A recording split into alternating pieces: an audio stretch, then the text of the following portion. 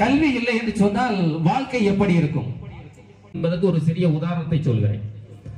அதாவது நடராசன் என்பவர் தன்னுடைய அத்தை மகளை காதலிக்கிறார். ஆனால் அத்தை மகளுக்கோ தன்னுடைய ஒன்றுவிட்ட மாமா மகன் ராஜா மீது ஆசை. அன்றைய காலகட்டத்தில் ராஜா என்று சொல்லக்கூடிய பெயரை வைக்க முடியாத அரசன் மட்டும்தான் ராஜா என்று அழைக்கப்பட வேண்டும்.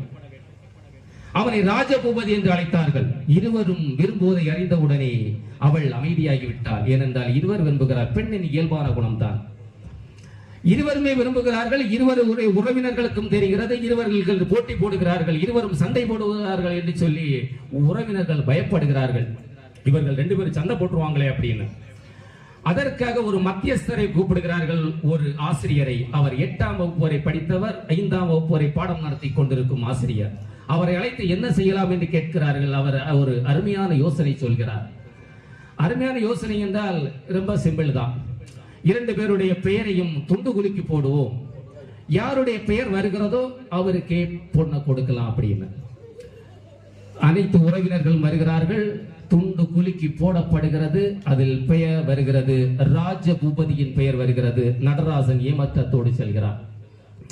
ஏமாற்றத்தோடு சென்ற பிறகு அதன் பிறகு அதில் இருந்தவர் ராஜபூபதியின் உறவினர்களில் ஒருவர் இன்னொரு துண்டை எடுத்து அதில் பார்க்கிறார். பார்க்கும்போது அதிலும் ராஜபூபதியின் பெயர் தான் இருக்கிறது.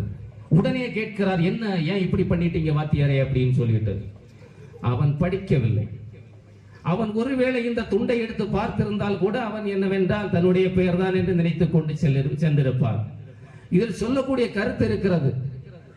நாம் எப்பாடுபட்டாவது கற்க வேண்டும். உற்றொளி உதவியும் ஒரு பொருள் கொடுத்தும் பிற்றை நிலை முனியாது கற்றல் நன்றே. நீ எப்பாடுபட்டாவது படி. வாழ்க்கைக்கு தேவை படிப்பு தான். அந்த படிப்பு தான் உன்னை அடுத்த கட்டத்திற்கு எடுத்து செல்லும்.